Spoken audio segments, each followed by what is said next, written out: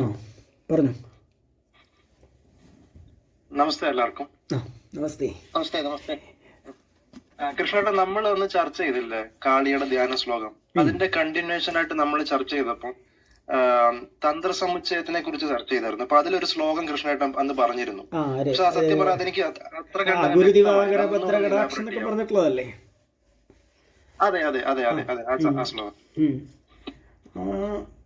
അത് ശരിക്കും പറഞ്ഞിട്ടുണ്ടെങ്കിൽ അത് തന്ത്രസമുച്ചയത്തിന്റെ പ്രധാനപ്പെട്ട തുടക്കം തന്നെയാണ്.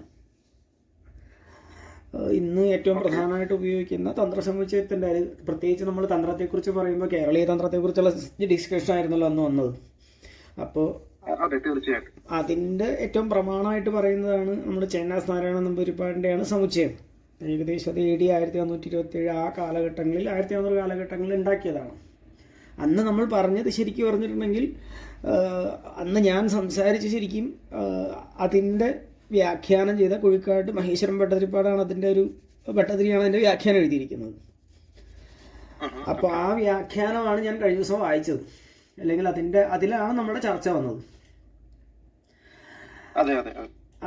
അതിൻ്റെ ഡീറ്റെയിൽഡ് ചെയ്യാന്ന് പറഞ്ഞിട്ടുണ്ടെങ്കിൽ നമ്മൾ കഴിഞ്ഞ ദിവസം വർത്താനം പറഞ്ഞമാരെ തന്നെ അതിൻ്റെ മുഴുവനായിട്ട് പറയേണ്ടി വരും. പറയണോ?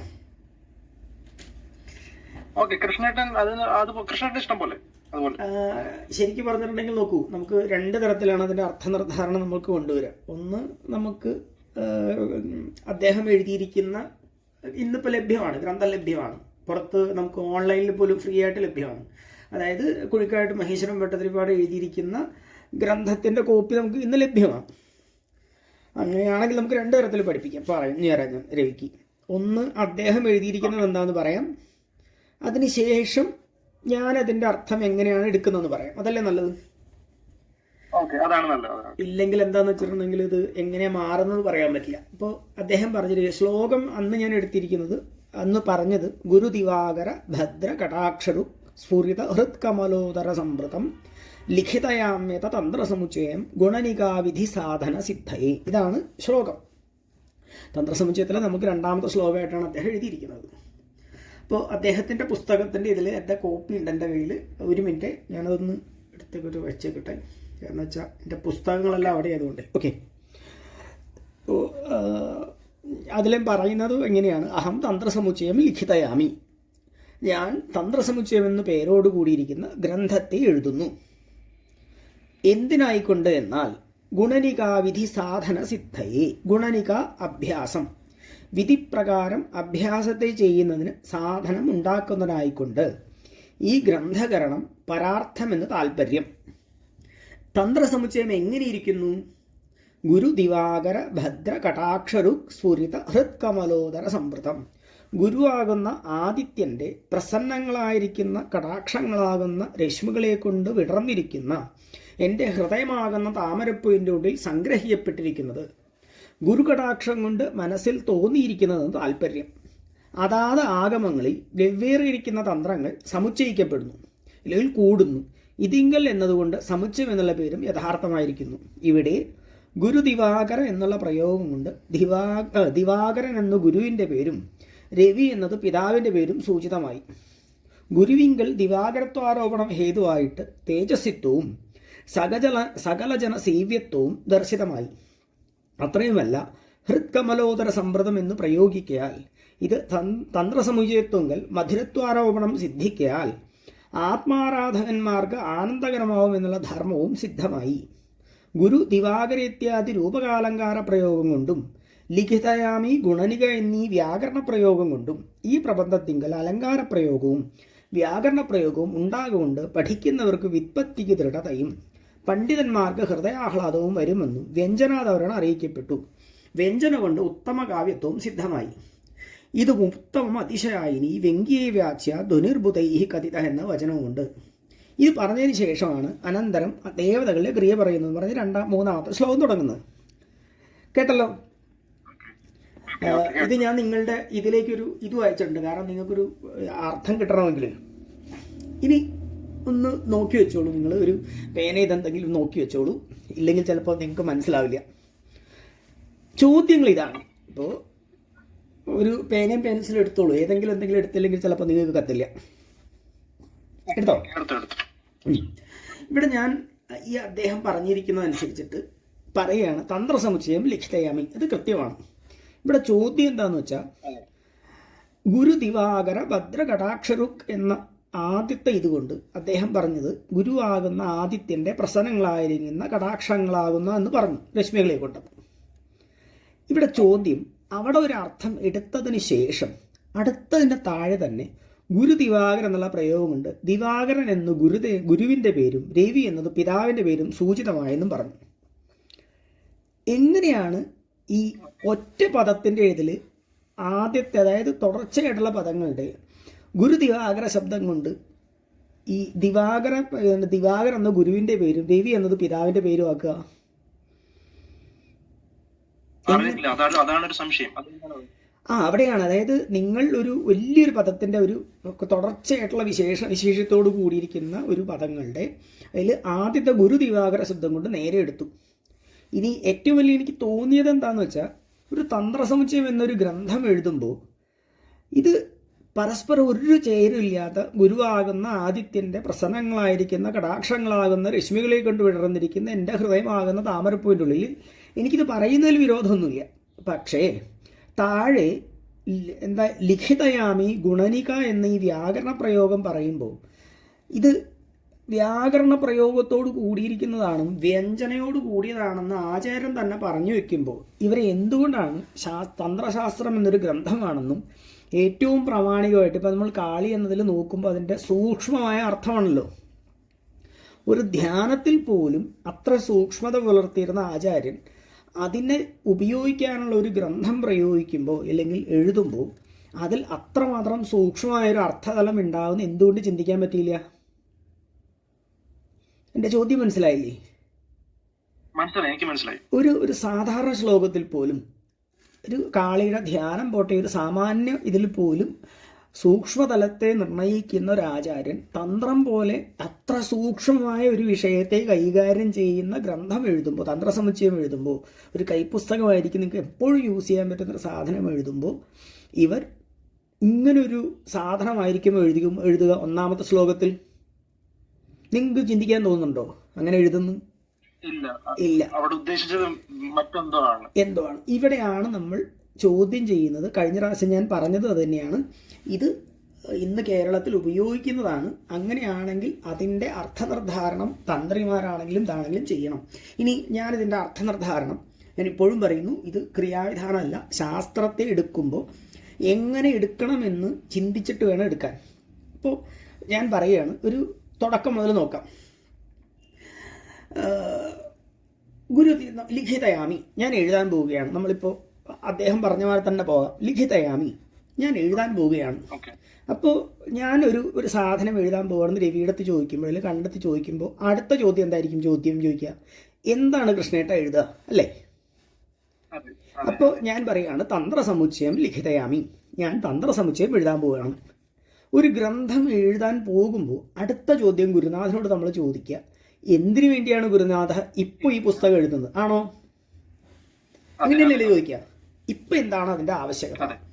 അപ്പോൾ പറയുകയാണ് ഗുണനികാവിധി സാധന സിദ്ധയേ, ഒരു സാധന സിദ്ധിക്ക് വേണ്ടിയാണ്. എന്താ ഈ സാധന സിദ്ധി? സാധന എന്ന് പറഞ്ഞാൽ ഒരു ഇത് ചെയ്യുമ്പോൾ അതിൻ്റെ സിദ്ധിയും അതിൻ്റെ വിധാനമാണ് ആണല്ലോ. ഇത് സാധന സിദ്ധിക്ക് വേണ്ടിയിട്ടാണ്. എന്തിൻ്റെ സാധന സിദ്ധിയാണ്? ഇവിടെ പറയുകയാണ് ഗുണനികാവിധി സാധന സിദ്ധയെ. എന്താ ഈ ഗുണനിക? ഗുണമന്ത്രണി എന്നതിനോട് ആമ്രയിടണം, അതായത് വീണ്ടും വീണ്ടും ചൊല്ലുക എന്നർത്ഥത്തിലുള്ള പ്രയോഗമാണ്. ഗുണയതി പുനഃപുന ആമ്രയിടയതി. അതായത് മന്ത്രം എന്ന് പറയുന്നത് നമ്മൾ മനസ്സുകൊണ്ട് വീണ്ടും വീണ്ടും വീണ്ടും സ്ഫുരിക്കുന്നതാണ്, അല്ലെങ്കിൽ പറയുന്നതാണ് ആണല്ലോ. നമ്മൾ മന്ത്രം ചൊല്ലുക എന്ന് പറയുന്നത് എന്താ? ഒരു പദത്തെ വീണ്ടും വീണ്ടും വീണ്ടും വീണ്ടും പറയുന്നതാണ് മന്ത്രം.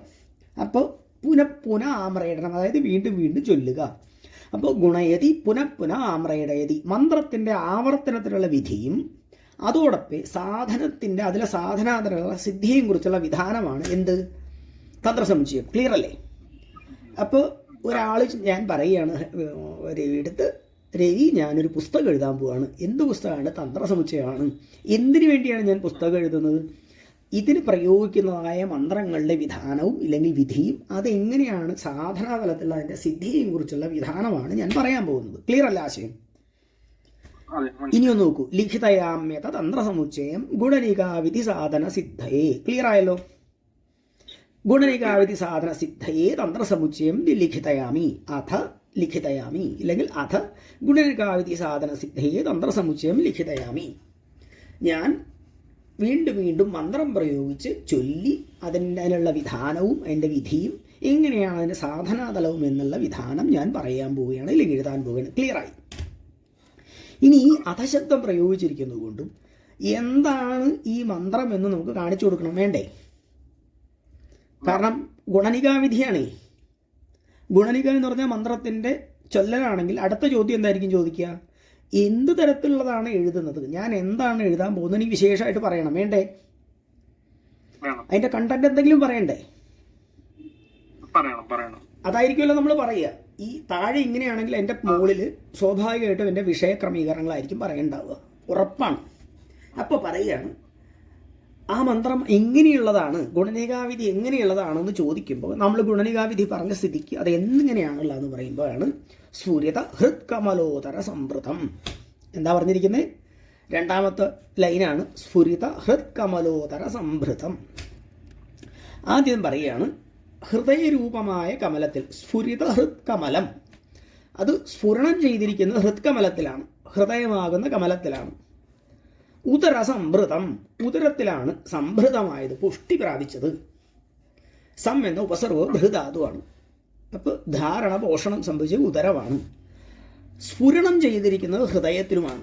അപ്പോൾ ചോദിക്കുന്ന അടുത്ത ചോദ്യം, എന്താണ് ഈ ഹൃദയത്തിൽ സ്ഫുരിക്കുന്നതും ഉദരത്തിൽ സംഭൃതമാകുന്നതും ഇല്ലെങ്കിൽ പോഷണം സംഭവിച്ചു വരുന്നതും? ചോദ്യം വന്നില്ലേ?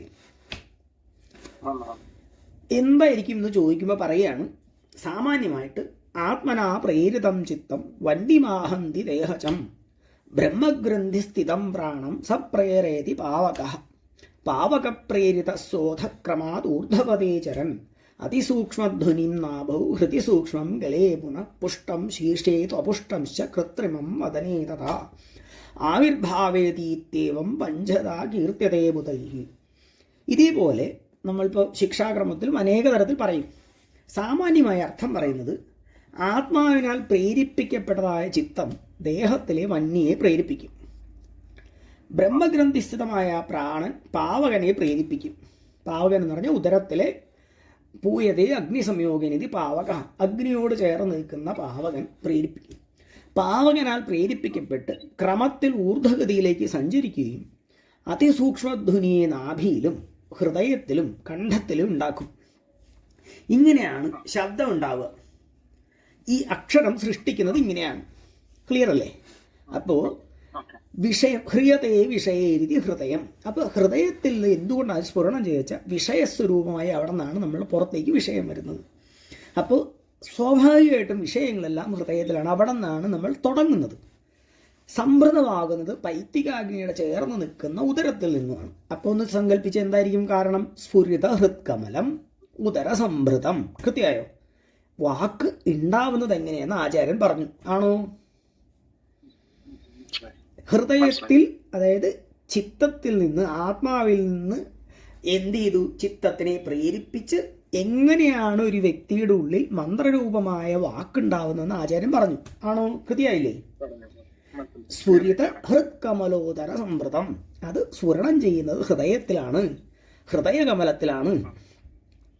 അതിനുശേഷം അതിലൂടെ ഉദരസംഭൃതം, ഉദരത്തിലെത്തിയത് സംഭൃതമാവും. എന്താ സംഭൃതം എന്നുള്ളതിനർത്ഥം?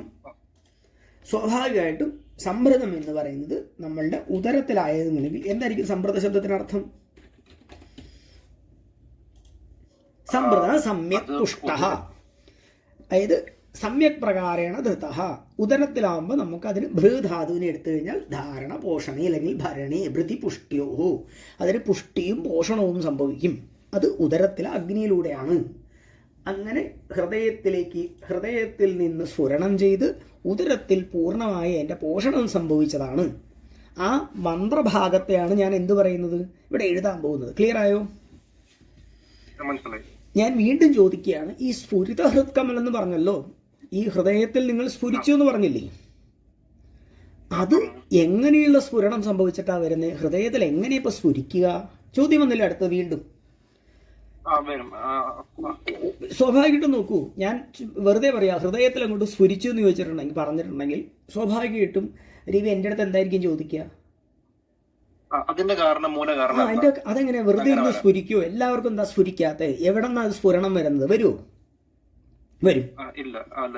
ചോദ്യമാണ്. അതായത് ഒരു സാധാരണ കുട്ടിക്ക് എന്തുകൊണ്ട് വരുന്നില്ല, എന്തുകൊണ്ടാണ് ഈ സ്ഫുരണം സംഭവിക്കുന്നത്, എങ്ങനെയാണ് സ്ഫുരണം സംഭവിക്കുന്നത്, എല്ലാം ചോദ്യം വരും ആണല്ലോ. അതുകൊണ്ടിട്ടാണ് ഗുരു ദിവാകര ഭദ്ര കടാക്ഷറുക്. അപ്പൊ നമുക്ക് സ്ഫുരിത ശബ്ദത്തിന്റെ തൊട്ട് മുമ്പ് പറയുന്നതാണ് കടാക്ഷറുക്. എന്താ ഈ കടാക്ഷം? നിങ്ങൾ കേട്ടിട്ടുണ്ടാവില്ല, എന്താ ഈ കടാക്ഷം? അതെ, കൃപാ കടാക്ഷം. എന്താ ഈ കടാക്ഷം? അപ്പോ ദേവീ കടാക്ഷം, ഗുരു കടാക്ഷം, കൃപാ കടാക്ഷം. എന്താ അപ്പം കടാക്ഷം? കടാക്ഷം വ്യാപിപ്പിക്കുക, അല്ലെങ്കിൽ അവരിൽ നമ്മളിലേക്ക് നോട്ടീസ്. അപ്പൊ അദ്ദേഹത്തിന്റെ ദൃഷ്ടി എന്നിൽ വ്യാപിക്കുന്നതാണ് അല്ലേ? അത് കടാക്ഷരൂപം എന്ന് പറയാൻ അത് തന്നെയാണ്. കടതി അക്ഷതി വ്യാപ്നോതീതി, അതായത് വ്യാപിക്കുന്നതാണ്. അപ്പൊ നമ്മളുടെ ഉള്ളിൽ ശരീരത്തിൽ ഗതിരൂപമായി വ്യാപിച്ചത് എന്തോ അതാണ് കടാക്ഷറുക് അല്ലേ? ശരീരത്തിൽ വ്യാപിച്ച് ശോഭിച്ച് നിൽക്കുന്നതാണ് കടാക്ഷറുക്. ക്ലിയർ ആയല്ലോ? വീണ്ടും ഞാൻ ചോദിക്കുകയാണ്, ഏത് തരത്തിലുള്ള കടാക്ഷം? നമ്മളിപ്പോ പറഞ്ഞില്ലേ, ഗുരു കടാക്ഷം, ദേവീ കടാക്ഷം, കൃപാ കടാക്ഷം. അപ്പൊ വീണ്ടും ചോദിക്കുകയാണ്, എന്ത് തരത്തിലുള്ള കടാക്ഷമാണ്? എന്താണ് എൻ്റെ ശരീരത്തിൽ വ്യാപിച്ചിരിക്കുന്നത്? അപ്പൊ പറയാണ് ഭദ്ര കടാക്ഷറുക്. എന്താ അപ്പൊ ഭദ്ര? ഭതി കല്യാണേ, ശബ്ദസ്വരൂപമായി കലഗതൗ ശബ്ദവും. അപ്പോൾ ഗതിരൂപമായ ശബ്ദമാണ് ഭദ്രം. അപ്പോൾ ശബ്ദസ്വരൂപമായി നമ്മളുടെ ശരീരത്തിൽ വ്യാപിച്ച് ശോഭിക്കുന്നതാണ് എന്ത്? ഭദ്ര കടാക്ഷറുക്. ക്ലിയർ ആയോ?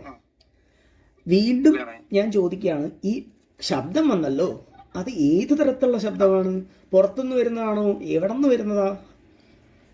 പറയാണ് ദിവാകര ഭദ്ര കടാക്ഷറുക്. എന്താ ദിവാകര ശബ്ദം? ദിവാകരൻ നോർമലി സൂര്യനല്ലേ? അതെ. എന്താ ദിവാകരൻ നിങ്ങൾ ചെയ്യിക്കുക? ദിനം ദിനം അല്ലെങ്കിൽ ദിനം രാത്രി മാറി ദിനം. അതെ. അപ്പൊ ദിവാകരോതീതി ദിവാകര, ദിവദ്യോതനെ, നിങ്ങളെ ദ്യോതിപ്പിക്കുന്നവനാണ് ദിവാകരൻ അല്ലേ? നിങ്ങൾക്ക് എന്തിനോ ദ്യോതിപ്പിക്കും, ഇന്ദ്രിയങ്ങളെ ദ്യോതിപ്പിച്ച് നിങ്ങൾ ഉണർത്തുന്നതാണ് ദിവാകരൻ ആണല്ലോ. അപ്പോ അത് അന്തർമുഖമായിട്ട് എടുത്താൽ ദിവാകര എന്ന് പറഞ്ഞാൽ ദിവാകരോതി ദിവദ്യോതനെ, നിങ്ങളുടെ ഇന്ദ്രിയങ്ങളെ ദ്യോതിപ്പിക്കുന്ന ശബ്ദസ്വരൂപമായി വ്യാപിച്ച് ശോഭിക്കുന്നതെന്തോ അതാണ് ദിവാകരൻ. കൃത്യമായോ? മനസ്സിലായി. ഇനി എങ്ങനെയുള്ള ദിവാകരനാണ്? എങ്ങനെയാണ് ഇവൻ ദ്യോതിപ്പിക്കുന്നത്? ഗുരു ദിവാകര. ഗുരു എന്ന് പറഞ്ഞാൽ ഗൃഹവിജ്ഞാനി, വിശേഷമായ ജ്ഞാനരൂപമായി ദ്യോതിപ്പിച്ച് ആ ദ്യോതനം കൊണ്ടുണ്ടാകുന്ന ശബ്ദത്തിലൂടെ ആ ശബ്ദം ശരീരത്തിൽ വ്യാപിച്ച് അത് ഹൃത്കമലത്തിൽ സ്ഫുരണം ചെയ്ത് ഉദരത്തിലേക്ക് എത്തി. അതാണ് ശബ്ദസ്വരൂപമായി വാഗീശ്വരിയായി അല്ലെങ്കിൽ വാക്സ്വരൂപമായിട്ട് പുറത്തു വരുന്നത്. ഇനിയൊന്ന് സാമാന്യ അർത്ഥത്തിൽ നിങ്ങൾക്ക് എടുക്കാം. ഇത് സാമാന്യർക്ക് മനസ്സിലാവണ്ടേ? നോക്കൂ, ഒരു രവി എൻ്റെ അടുത്ത് ഒരു സാധനം പറയണം നോക്കിയോ, അത് എവിടെ നിന്നായിരിക്കും? രവി പഠിച്ചതായ ജ്ഞാനത്തിൽ നിന്നല്ലേ പറയാം അല്ലേ? സംശയമൊന്നുമില്ലല്ലോ. അതെ. അപ്പോ ഗുരുശബ്ദമാണ്, വിജ്ഞാനത്തിൽ നിന്നാണ് പറയുന്നത്. ആ വിജ്ഞാനം ആദ്യം ഉണ്ടാകുന്നത് നിങ്ങളുടെ ഉള്ളിലുള്ള ഇന്ദ്രിയങ്ങളെ ദ്യോതിപ്പിക്കും ആണോ? അവനവന്റെ ഇന്ദ്രിയങ്ങളെ, അതായത് ജ്ഞാനേന്ദ്രിയങ്ങളെയും കർമ്മേന്ദ്രിയങ്ങളെയും അന്തരിന്ദ്രിയങ്ങളെയും എല്ലാം ചോദിപ്പിക്കും ആദ്യം. അങ്ങനെ തന്നെയല്ലേ? എൻ്റെ അടുത്ത് പറയണമെങ്കിൽ നിങ്ങൾ ആദ്യം തയ്യാറാവും ആണോ? അതിനുശേഷം ശബ്ദസ്വരൂപമായി നിങ്ങളുടെ ഉള്ളിൽ നിങ്ങളുടെ ബുദ്ധിസ്ഥമായൊരു സാധനം ഉണ്ടാക്കും ആണോ? അത് കഴിഞ്ഞിട്ട് അത് ഹൃദയത്തിലേക്ക് പറയാൻ വേണ്ടി എന്ത് ചെയ്യും? എന്നോട് പറയാൻ വേണ്ടി നിങ്ങൾ എന്ത് ചെയ്യും? ശബ്ദസ്വരൂപമായി നിങ്ങൾ ഉപയോഗിക്കും ആണോ? അത് ഇപ്പോൾ ഒരു വാക്ക് പറയണമെങ്കിൽ ദീർഘമായി നിങ്ങൾ ശ്വസിച്ച്, ഇപ്പോൾ ഒരു ദീർഘമായൊരു വാക്ക് പറയണമെങ്കിൽ ആദ്യം എന്താ എടുക്കുക? പ്രാണനെ എടുക്കും അല്ലേ? പ്രാണനെ എടുത്തിട്ട് എടുക്കും. എന്തുകൊണ്ടായിരിക്കും? അത് പ്രാണാഗ്നിയെ, കൃത്യമായ അഗ്നിയെ ഉയർത്താൻ പ്രാണന് ആവശ്യമാണ്. അതുകൊണ്ട് എന്തു ചെയ്യണം? ദീർഘമായി ശ്വസിക്കണം. അപ്പോൾ ഒന്ന് ചിന്തിച്ചു നോക്കൂ, അവനവൻ അറിഞ്ഞതായ ജ്ഞാനത്തിൽ നിന്ന് ദീപനം സംഭവിച്ച് ഇല്ലെങ്കിൽ ദ്യോതനം സംഭവിച്ച് ശബ്ദസ്വരൂപമായി നിങ്ങളുടെ ശരീരത്തിൽ ആദ്യം വ്യാപരിക്കുകയും അതിലൂടെ ഹൃത്കമലത്തിലേക്ക് പറയുന്ന വിഷയരൂപമായി ആദ്യം ഹൃദയത്തിലേക്ക് വന്ന് അതിൽ നിന്ന് ഉദരത്തിലേക്ക് വാക്സ്വരൂപമായി ഉയർന്ന് അതാണ് ശബ്ദമായി വരുന്നത്. ആണോ? ക്ലിയർ അല്ലേ? അപ്പോൾ അങ്ങനെയുള്ളതായ എങ്ങനെയാണോ മന്ത്രം ഉണ്ടാകുന്നത് ആ മന്ത്രത്തിന്റെ സ്വരൂപം ആദ്യം പറഞ്ഞു. ആ മന്ത്രത്തിന്റെ വിധിസാധനമാണ് എന്ത് പറയുന്നത്? ആചാര്യൻ തന്ത്രസമുച്ചയത്തിലേക്ക് യോജിപ്പിക്കാൻ പോകുന്നത്. ക്ലിയർ അല്ലേ? ഇത് തന്നെയാണ് ഈ ഗുരുദിവാകര ഭദ്രകടാക്ഷരുക്ക് എന്നുള്ളതിൻ്റെ തന്നെ പ്രമാണീകരിക്കുന്ന നമ്മൾ പറയുന്നതാണ്. ആത്മജന്യ ഭവേത് ഇച്ഛ, ഇച്ഛാജന്യ ഭവേത് കൃതി, കൃതിജന്യ ഭവേത് ചേഷ്ട, ചേഷ്ടാജന്യ ഭവേത് ക്രിയ. അതായത് ആത്മാവിൽ നിന്നൊരു ഇച്ഛയുണ്ടാവും. ആ ഇച്ഛയിൽ നിന്ന് ഇല്ലെങ്കിൽ അതിൽ നിന്ന് ഒരു കൃതി അല്ലെങ്കിൽ വ്യാപാരം നിങ്ങളുടെ ഉള്ളിലുണ്ടാവും. ആ വ്യാപാരത്തിൽ നിന്നാണ് നിങ്ങളൊരു ചേഷ്ട ഉണ്ടാക്കുക. ആ ചേഷ്ടയിൽ നിന്നാണ് ക്രിയ ഉണ്ടാവുക. നിങ്ങളൊന്ന് ആലോചിച്ച് നോക്കൂ. ഇപ്പോൾ ആദ്യം നിങ്ങളുടെ ഒരു ജ്ഞാനത്തിൻ്റെ അധികരണമായ ആത്മാവിലൊരു ഇച്ഛയുണ്ടാവും. ആ ഇച്ഛയിൽ നിന്ന് നിങ്ങളുടെ ഇന്ദ്രിയ സ്വരൂപമായൊരു സാധനം വരുമ്പോൾ അതിൽ നിന്നൊരു വ്യാപാരം ഉണ്ടാവും.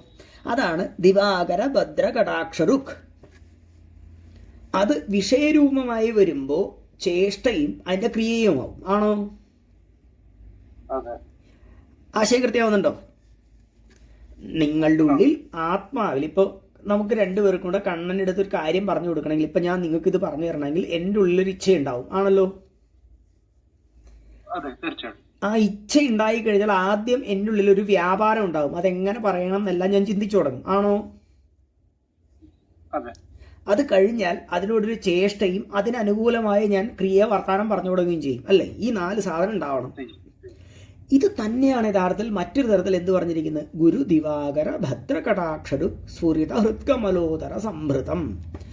അതായത് സ്വന്തം ജ്ഞാനത്തിൽ ഈ അദ്ദേഹം എഴുതിയിരിക്കുന്ന തന്ത്രസമുച്ചയകാരനായിരിക്കുന്ന ഏതൊരു ഗുരുനാഥനാണോ അദ്ദേഹം മനസ്സിലാക്കിയതായ ജ്ഞാനത്തിൽ നിന്ന് അതിലൂടെ ചോദനാരൂപമായി ഉണ്ടായ ശബ്ദശാസ്ത്രം എന്താണോ അതിനെ ഹൃദയത്തിലേക്ക് കൊണ്ടുവന്ന് അതിൻ്റെ വാക്സ്വരൂപമായി ഉദരത്തിലേക്ക് ധാരണകോശങ്ങളെ ചെയ്ത് ഉണ്ടാക്കിയതായ ആ മഹാമന്ത്രസ്വരൂപത്തെ അദ്ദേഹം തന്ത്രസമുച്ചയം എന്നൊരു ഗ്രന്ഥരൂപത്തിൽ എഴുതാൻ പോവുകയാണ്. ഇതാണ് യഥാർത്ഥത്തിൽ ഗുരുദിവാകര ഭദ്ര കടാക്ഷരു സ്ഫുരിത ഹൃത്കമലോദര സംഭൃതം ലിഖിതയാമ്യത തന്ത്രസമുച്ചയം ഗുണനികാവിധി സാധന സിദ്ധയെ. ഇനി ഒന്ന് സങ്കല്പിക്കൂ, നമ്മൾ പഠിച്ചതും വായിച്ചതും ഇപ്പോൾ നമ്മൾ പറഞ്ഞതും തമ്മിലുള്ള വ്യത്യാസം. ഇനി വേണമെങ്കിൽ നമുക്ക് സൂക്ഷ്മത്തിലേക്ക് കൊണ്ടുപോകട്ടോ. ഞാൻ സാമാന്യമായിട്ട് രവിക്ക് പറഞ്ഞു തരുന്നതാണ്. അതായത് ഇനി എന്തുകൊണ്ട് ഗുരു എന്നെടുത്തു, എന്തുകൊണ്ട് ദിവാകര ശബ്ദത്തിന് വിശേഷ പ്രതിപത്തി, എന്തുകൊണ്ടാണ് ഭതി കല്യാണി ഭദ്രശബ്ദത്തിന് അങ്ങനെ എന്നൊക്കെ പറഞ്ഞ് വേണ്ടും പോവാം. ഞാൻ ഇതൊന്നും പോവാതെ പറയുകയാണ്. സാമാന്യമായിരിക്കുന്ന ഒരു ശാസ്ത്രത്തിൻ്റെ വ്യാകരണവും ഇതിൻ്റെ അർത്ഥനിർദ്ധാരണം എന്താണോ ആ നൃത്തത്തിൻ്റെ ഇതും എടുത്തുകൊണ്ട് ഒരു ശാസ്ത്രഗ്രന്ഥം എന്ന നിലയിൽ, കാരണം തന്ത്രശാസ്ത്രമാണല്ലോ, ശാസ്ത്രഗ്രന്ഥം എന്ന നിലയിൽ അതിൻ്റെ സാമാന്യ അർത്ഥം എടുക്കുമ്പോൾ പോലും ഇങ്ങനെയാണ് വരിക. അങ്ങനെയാണെങ്കിൽ കഴിഞ്ഞ ദിവസം നമ്മൾ സംസാരിച്ച വിഷയം എന്ന് ചിന്തിച്ച് നോക്കി. ഇങ്ങനെയുള്ളൊരു ഗ്രന്ഥത്തെ ഈ രീതിയിൽ വ്യാഖ്യാനിക്കുമ്പോഴാണ് ഗുണകരമാവുക, അല്ലെങ്കിൽ അതിൻ്റെ അർത്ഥനിർദ്ധാരണത്തെ യോഗ്യമായ രീതിയിൽ നമ്മൾ കാളിയും മറ്റ് വിഷയങ്ങളും പറഞ്ഞ പോലെ ചെയ്യുന്നതാണോ യഥാർത്ഥത്തിൽ വേണ്ടത്? തീർച്ചയായിട്ടും അതിന്റെ അർത്ഥതലത്തിലേക്ക് തന്നെ പറയേണ്ടി വരും, വിഷയം തന്ത്രമായതുകൊണ്ട്. നമ്മൾ തന്ത്രത്തിൽ മാത്രമല്ല രവി, നമ്മൾ അന്ന് പറഞ്ഞ അതേ പ്രശ്നമാണ്. കാരണം അത്ര മനോഹരമായിട്ട് ആചാര്യൻ ഒരു ശാസ്ത്രത്തെ പ്രയോഗിച്ചിട്ടുണ്ട്. അത് അങ്ങനെ തന്നെ പറയുമ്പോഴാണ് അതിൻ്റെ മാധുര്യം കൂടുക. ശരിയല്ലേ? അതിന്റെ സത്ത് അതാണ്. അതിന്റെ സത്ത് അതാണ്. ഇപ്പൊ നമുക്ക് എന്ത് പറ്റുമെന്ന് ചോദിച്ചിട്ടുണ്ടെങ്കിൽ തന്ത്രം എന്നൊരു ഗ്രന്ഥമാണ്. ഏത് വിഷയമാണെങ്കിലും ഇങ്ങനെ തന്നെയാണ്. നമ്മൾ ഒരു സാധാരണ അർത്ഥം എടുത്തിട്ട് വ്യാഖ്യാനിക്കുകയാണെന്ന് പറയും. ഞാൻ പറയുന്നത് നമ്മൾ വ്യാഖ്യാനിക്കേണ്ട, ആ ശബ്ദത്തിന്റെ ധാത്വർത്ഥങ്ങളെ നോക്കിയാൽ തന്നെ നമുക്ക് അർത്ഥം കിട്ടും. അതെങ്കിൽ ഒന്ന് യോജിപ്പിച്ചാൽ മതി, അന്വയത്തെ വെച്ചുകൊണ്ടൊന്ന് യോജിപ്പിച്ചാൽ മതി. പക്ഷേ ഇവിടെ പറയുന്നത് ഇതെങ്ങനെയാണ് ഈ കൊണ്ടുപോകുന്നത് നോക്കാതെ ഇഷ്ടപ്പെട്ട രീതിയിൽ വ്യാഖ്യാനിക്കുമ്പോൾ, ഇപ്പോൾ നമ്മളത് പറയും വ്യാഖ്യാനിച്ച് നശിപ്പിക്കുന്നു വ്യാകരണം കൊണ്ടെന്ന്. വ്യാകരണം നശിപ്പിക്കുകയല്ല ചെയ്യുന്നത്, വിശേഷമായ ഭക്തിയാണ്.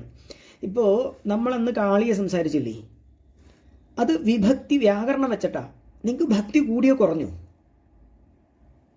ഭക്തി കൂടുകയാണ് ചെയ്തത്. സത്യത്തിൽ യഥാർത്ഥത്തിൽ നിങ്ങൾക്ക് ഉറപ്പ് കൂടുകയാണ് ചെയ്യുന്നത് അല്ലേ? അർത്ഥം പൂർണ്ണമായി നിങ്ങളുടെ ഉള്ളിലേക്ക് ഉറക്കുകയാണ് ചെയ്യുക. ശരിയാണല്ലോ?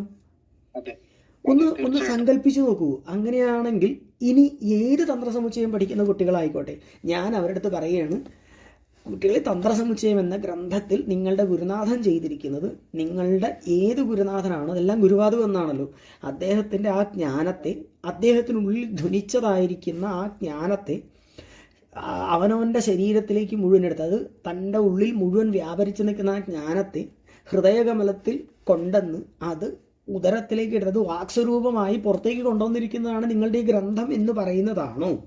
അല്ലെങ്കിൽ ഗുരുവാകുന്ന ആദിത്യൻ്റെ പ്രസന്നങ്ങളായിരിക്കുന്ന കടാക്ഷങ്ങളാകുന്ന രശ്മികൾ കൊണ്ട് വിടർന്നിരിക്കുന്നു എന്ന് പറയുമ്പോഴാണോ മനോഹരമാവുക? അല്ലെങ്കിൽ ശാസ്ത്രത്തിൻ്റെ ഉത്തമ മാതൃകയാവുക? അല്ലെങ്കിൽ ഏതായിരിക്കും ശരിയാവുക? നമ്മൾ മുമ്പ് പറഞ്ഞ പോലെ തന്നെ ഇതിനൊരു ഗുണം കൂടിയുണ്ട്. ഇത് പറയുന്നൊരു, അതെ, എന്തുകൊണ്ടെന്ന് വെച്ചാൽ ഇതിങ്ങനെ വന്നാൽ എന്താ വെച്ചാൽ ഏത് ശാസ്ത്രത്തെയും നമുക്കിത് യോജിപ്പിക്കാം. ശിക്ഷയെ കൊണ്ട് യോജിപ്പിക്കാം, ന്യായത്തെ കൊണ്ട് യോജിപ്പിക്കാം, ഈ വ്യാകരണം കൊണ്ട് ഏത് ശാസ്ത്രത്തെ കൊണ്ടും നമുക്കിതിനെ പ്രമാണീകരിക്കാം. അതായത് ഒരു ശാസ്ത്രം മറ്റൊരു ശാസ്ത്രത്തിന് പൂരകമായി നിൽക്കണ്ടേ? തീർച്ചയായിട്ടും. വ്യാകരണം തന്ത്രത്തിന് എതിരല്ല. വ്യാകരണമാണെങ്കിലും നിരുക്തമാണെങ്കിലും ഏത് വിഷയങ്ങളാണെങ്കിലും നിങ്ങൾ ഏത് ഭാഷയിൽ വേണമെങ്കിലും പ്രയോഗിച്ചോളൂ. ആ ഭാഷയ്ക്കൊരു മാധുര്യമുണ്ട്. എനിക്ക് ഇഷ്ടപ്പെട്ട രീതിയിൽ വ്യാഖ്യാനിക്കാനല്ല. ഞാൻ എപ്പോഴും പറയുന്നു, ഇത് വ്യാകരണം തന്നെ വേണം എന്ന് പറയുന്നതിൻ്റെ കാരണം വ്യാകരണത്തിൻ്റെയും ഈ ശാസ്ത്രം നിൽക്കുന്നത് സംസ്കൃതമായതുകൊണ്ട് ആ സംസ്കൃതത്തിൻ്റെ അർത്ഥനിർദ്ധാരണത്തിന് വ്യാകരണം നിരുക്തം ആവശ്യമാണ് ആണല്ലോ. അപ്പോൾ അതിന് വെച്ച് വേണ്ട അർത്ഥനിർദ്ധാരണം. അപ്പം അത് ചെയ്യാതെ ഈ രീതിയിൽ വ്യാഖ്യാനിക്കുമ്പോഴാണ് ഈ ഗ്രന്ഥത്തെക്കുറിച്ച് ആരെങ്കിലും ചോദിച്ചാൽ നമുക്ക് ഉത്തരവില്ല. ഇവിടെ എൻ്റെ അടുത്ത് ചോദിക്കുകയാണ്, ഗുരു ആകുന്ന, ഇപ്പോൾ ഗുരു ദിവാകർ എന്നുകൊണ്ട് ദിവാകർ എന്ന ഗുരുവിൻ്റെ പേര്, രവി എന്ന പിതാവിൻ്റെ പേര് സൂചിതമായെന്ന് ചോദിച്ചാൽ ഒരു കുട്ടി എൻ്റെ അടുത്ത് കഴിഞ്ഞ പ്രാവശ്യം ചോദിച്ചിരുന്നു എൻ്റെ അടുത്ത്, ഇതെങ്ങനെയാണ് ഭാഷയിലേക്ക് യോജിപ്പിക്കുകയെന്ന്. എനിക്ക് ഉത്തരമില്ല. കാരണം എന്ന് വെച്ചാൽ ഗുരു ദിവാകര ഭദ്ര കടാക്ഷരക്ക് എന്നുള്ളത് വിശേഷമാണ്. ഭദ്രശബ്ദത്തിൻ്റെ വിശേഷമാണ് ദിവാകര ശബ്ദം.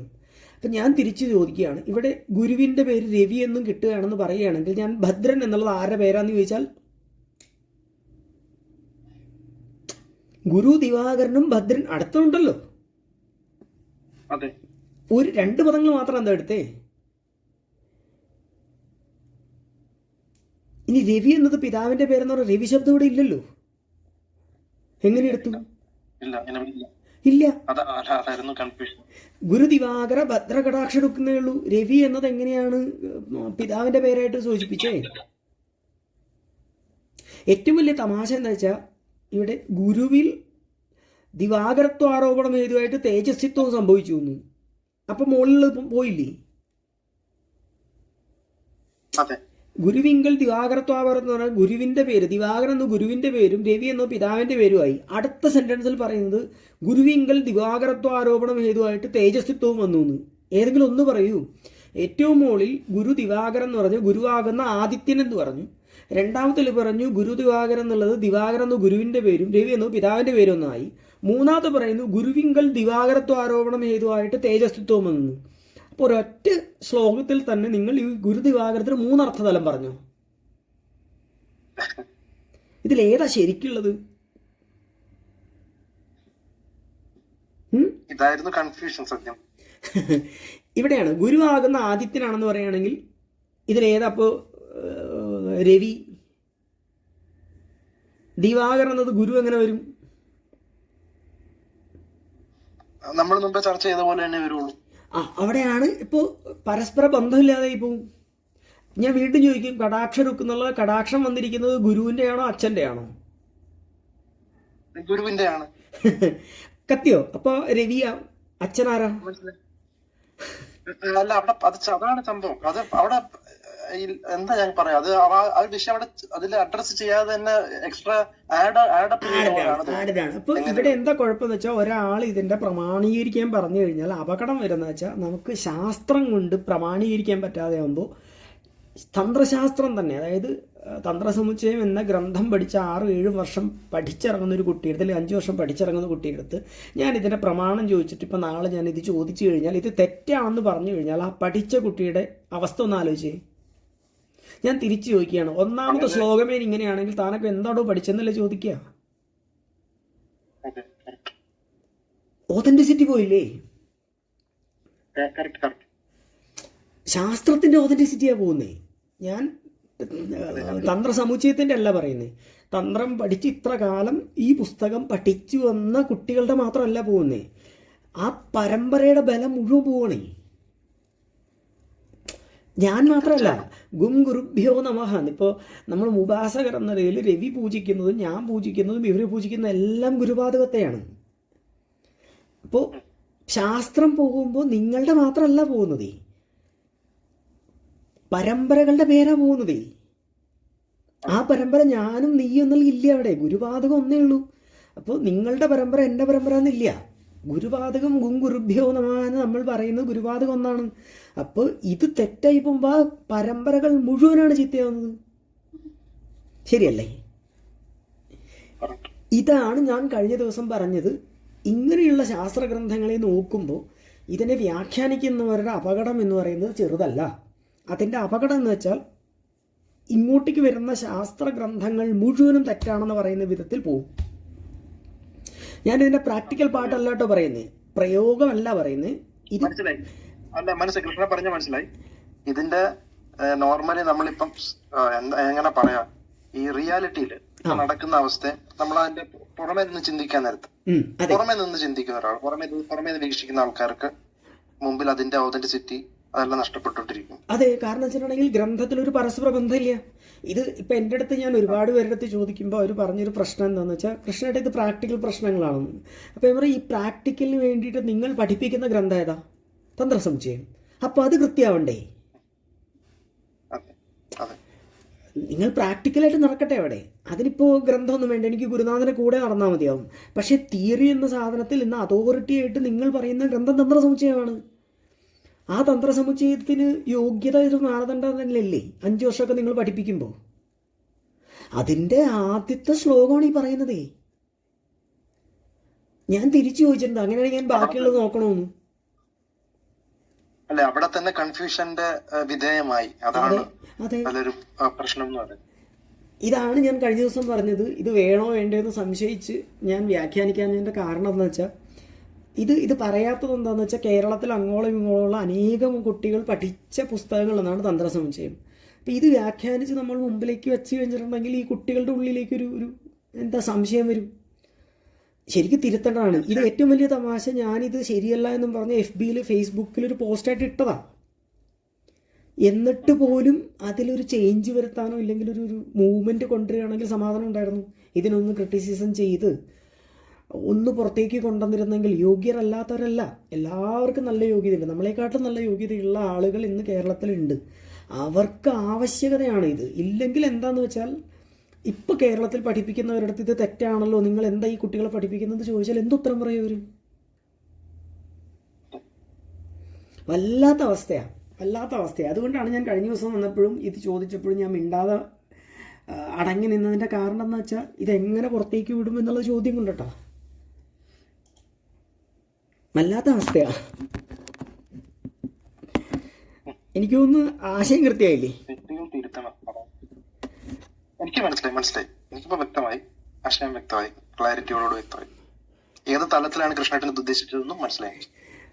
ഞാനിപ്പോഴും പറയുന്നൊരു സാധനമുണ്ട് രവി. ഇപ്പോൾ കഴിഞ്ഞ ദിവസത്തിൽ നിങ്ങൾ ചോദിച്ചപ്പോൾ ഞാൻ മിണ്ടാത്തതിൻ്റെ കാരണം, ഇപ്പോൾ പറഞ്ഞതിൻ്റെ കാരണം വെച്ചാൽ, ഇതാണെന്നെങ്കിലും അറിഞ്ഞിട്ട്, ഇപ്പോൾ ഇത് തന്നെയാണെന്നല്ല, ഇതിനേക്കാട്ടിലും വിശദീകരിച്ച് നമുക്ക് പോകാം. പക്ഷെ ഏറ്റവും കുറഞ്ഞത് ഇത് ശാസ്ത്രത്തിൽ ഇതാണെന്നെങ്കിലും പറഞ്ഞ് പഠിപ്പിക്കാൻ പറ്റുന്ന വിധത്തിൽ ഈ ഗ്രന്ഥങ്ങളെ നോക്കണം. എനിക്ക് തോന്നുന്നു പൂച്ചയ്ക്കാര് മണി കിട്ടുമെന്ന് പറഞ്ഞാൽ മതിയാ. ഇതാര് പറയും, എന്ത് ചെയ്യും? കാരണം ഇത്ര നാളും പഠിപ്പിച്ചത് ഇതായിരിക്കും. അവിടെയാണ് ഈ പ്രശ്നേ. അപ്പോൾ ചോദ്യം ഇത് തന്നെയാണ്. എൻ്റെ ചോദ്യം നേരെ തിരിച്ചാ, കുട്ടികൾക്ക് പുതിയതായിട്ടുള്ളെങ്കിലും തെറ്റാന്ന് പറയില്ലേ, ഭാരതത്തിൽ ശരിയിൽ നിന്ന് കൂടുതൽ ശരിയിലേക്കാണ് യാത്ര. ഇങ്ങനെ നിങ്ങൾ പറഞ്ഞിരിക്കുന്നത് തെറ്റൊന്നുമല്ല. ഗുരു ദിവാകരൻ എന്ന ആദ്യത്തിൻ്റെ പ്രശ്നങ്ങളായിരിക്കുന്നതൊക്കെ പറഞ്ഞോളൂ. പക്ഷേ അതോടൊപ്പം തന്നെ അതിൻ്റെ കൃത്യമായൊരു വ്യാകരണത്തിൻ്റെ ബേസ് ചെയ്തുകൊണ്ട്, അല്ലെങ്കിൽ ശാസ്ത്രത്തിൻ്റെ ഇതുകൊണ്ട് ഒരു അർത്ഥം ഉണ്ടെന്നെങ്കിൽ അവരെ ബോധിപ്പിക്കണ്ടേ? ആ വ്യാകരണത്തെ ഹേതുവാക്കി അത് അറിവിന്റെ പൂർണ്ണതയിലേക്ക് പോകാം. അതെ, ആ അറിവ് കൊടുക്കാൻ വേണ്ടിയാണല്ലോ ഗ്രന്ഥങ്ങൾ, എന്തെങ്കിലും പറയാൻ വേണ്ടിയല്ല. ഞാൻ വ്യാകരണം പഠിപ്പിക്കണം എന്നല്ല പറയുന്നത്. വ്യാകരണം അറിയുന്ന, ഇല്ലെങ്കിൽ ശാസ്ത്രം നിൽക്കുന്നത് ഇതിലാണ്. ഇപ്പോൾ വേദാംഗം എന്ന് പറയുന്നത് വേദാംഗത്തിൻ്റെ ബേസ് ചെയ്തിട്ടാണ് ശാസ്ത്രം പോകുന്നത്. അപ്പോൾ അതിനെ ബേസ് ചെയ്തിട്ടൊരു അർത്ഥ നിർദ്ധാരണം ചെയ്ത് കുട്ടികളെ പഠിപ്പിക്കേണ്ടത് നമ്മളുടെ ഉത്തരവാദിത്തമാണ്. അതിനൊരു കോംപ്രമൈസ് ചെയ്യാൻ പാടില്ല എന്നാണ്. കോംപ്രമൈസ് ചെയ്യാൻ പാടില്ല. ആ കോംപ്രമൈസ് ചെയ്താണ് കുളിപ്പിച്ച് കുട്ടിയില്ലാതെയാക്കി തുടങ്ങി.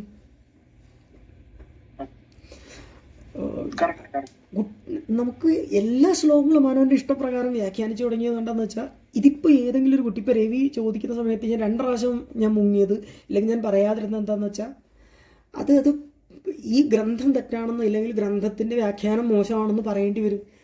അത് പറഞ്ഞു കഴിഞ്ഞാൽ ഒരുപാട് പേർക്ക് പ്രശ്നമാണ്. അതുകൊണ്ടാണ് ഞാൻ മിണ്ടാതിരുന്നത്. എന്നിപ്പോൾ ചോദിച്ചപ്പോൾ അത് സ്പെസിഫിക് അത് ചോദിച്ചതുകൊണ്ട് ഞാൻ പറഞ്ഞു എന്നേ ഉള്ളൂ. ഇത് ഞാൻ പോസ്റ്റായിട്ട് ഇട്ടിട്ടുണ്ട്, നന്നായിട്ട് ഞാൻ എഴുതി പോസ്റ്റ് ഇട്ടത്. ഇങ്ങനെയല്ല, ഇതിങ്ങനെ രീതിയിൽ ചിന്തിച്ച് എഴുതേണ്ടതാണ്, കുട്ടികളെ പഠിപ്പിക്കേണ്ടതാണ്. നമ്മളല്ല അത് പഠിപ്പിക്കേണ്ടത്. ഓരോ ശ്ലോകങ്ങളും എങ്ങനെയാണ് മനസ്സിലാക്കേണ്ടതെന്നെങ്കിലും കുട്ടികളെ പഠിപ്പിക്കേണ്ടതാണ്. ഒരു ശ്ലോകമല്ല പഠിപ്പിക്കേണ്ടത് എങ്ങനെയാണ്. ഇപ്പോൾ രവിക്ക് പറഞ്ഞു തരുന്നത് ഞാൻ ശ്ലോകാർത്ഥമാണ്. ശ്ലോകാർത്ഥമല്ല കുട്ടികളെ പഠിപ്പിക്കേണ്ടത്. ഒരു ശ്ലോകത്തിൻ്റെ അർത്ഥം എങ്ങനെ എടുക്കണമെന്ന് പഠിച്ചാൽ അവർ ബാക്കി നോക്കിക്കോളും. ഞാൻ പഠിപ്പിക്കുന്നത് ശ്ലോകാർത്ഥമല്ല, എങ്ങനെ എടുക്കുന്നു കുട്ടികളെ പഠിപ്പിച്ചാൽ മതി. പരിപാടി കഴിഞ്ഞു. നിങ്ങൾക്ക് പിന്നെ ബാക്കിയുള്ള ഇതാണ് നമ്മളുടെ കഴിഞ്ഞ ദിവസം ചർച്ചയിൽ നടന്ന ശ്ലോകത്തിൻ്റെ പൂർണ്ണാർത്ഥം. ഇനി ഇതിനെ ബേസ് ചെയ്തിട്ട് വേണം നമ്മൾ ഈ മന്ത്രത്തിനെ ബേസ് ചെയ്തിട്ട്, ഇല്ലെങ്കിൽ ഇങ്ങനെ ഉണ്ടായതായ ദേവതാ സാന്നിധ്യത്തിനെ അല്ലെങ്കിൽ മന്ത്രത്തെ എങ്ങനെ എടുക്കാമെന്നാണ് അടുത്ത ശ്ലോകത്തിൽ തുടങ്ങുന്നത്. അതുകൊണ്ടാണ് അനന്തരം അധികരിക്കുന്ന ദേവതാദികളെയും ക്രിയ പറയുന്ന പ്രകാരത്തെയും പറയുന്നു എന്ന് പറഞ്ഞ് അദ്ദേഹം തുടങ്ങിയിരിക്കുന്നത്. അവിടെയാണ് ഞാൻ വിഷ്ണു, ശിവൻ, ശങ്കരനാരായണൻ എന്നൊക്കെ പറഞ്ഞിട്ട് അദ്ദേഹം വ്യാഖ്യാനിക്കുന്നത്. ഇതാണ് തന്ത്രസമുച്ചയത്തിൻ്റെ ഗുരുവിനെ സ്മരിച്ചുകൊണ്ട് ആ ഇത് പറഞ്ഞുകൊണ്ടെന്നും പറഞ്ഞിരിക്കുന്നത്. കൃത്യമായോ? മനസ്സിലായി. കണ്ണ സൈലന്റ് ആയിരുന്നു തോന്നുന്നു. അപ്പം എന്തായാലും അങ്ങനെയാണെങ്കിൽ ഈ വിഷയം ഇവിടെ നിൽക്കട്ടെ. ഇനി ഏതായാലും കേട്ടിട്ടുണ്ടല്ലോ, എന്തായാലും കേൾക്കും. അതിനുശേഷം ഇതിൽ എന്തെങ്കിലും സംശയം ഉണ്ടെങ്കിൽ നമുക്ക് അടുത്ത ചർച്ചയിൽ നോക്കാം. ഓക്കെ, ഞാൻ ചോദിച്ച ചോദ്യത്തിന് കൃത്യമായ മറുപടി കിട്ടി. ഒന്നും കൂടെ രവിയെന്ന് വെച്ചാൽ ഇതൊന്ന് കേൾക്കുക. കാരണം വെച്ചാൽ പ്രത്യേകിച്ച് ഞാൻ നേരെ പറഞ്ഞതുകൊണ്ടും ശരിക്കും പറഞ്ഞാൽ ഇങ്ങനെയല്ല പറഞ്ഞു കൊടുക്കുക. ഓരോ പദങ്ങളും എടുത്ത് എങ്ങനെയാണ് പൂർവാപരം ചേർത്ത് പറയുന്നതെന്ന് കൃത്യമായൊരു ശൈലിയുണ്ട് അതിന്. ഇപ്പം ഞാൻ നേരെ പറഞ്ഞു എന്ന് മാത്രമേ ഉള്ളൂ. അതൊന്ന് വീണ്ടും കേട്ടിട്ടുണ്ടെങ്കിൽ അത് ആശയം കൃത്യമാവും. ആശയം കൃത്യമാവും. ഇതൊന്ന് കൂടുതലായിട്ട് നോക്കിക്കഴിഞ്ഞാൽ നമ്മളുടെ ഇനിയുള്ള ചർച്ചകളിലേക്ക് നമുക്ക് യോജിപ്പിക്കാവുന്നതാണ് കേട്ടോ. അപ്പൊ അങ്ങനെയാണെങ്കിൽ അടുത്ത ചർച്ചകൾ നോക്കാം നമുക്ക്. ഓക്കെ, അപ്പൊ ശരി, അങ്ങനെ ആവട്ടെ. നമസ്തേ. നമോ നാരായണ. നമോ നാരായണ.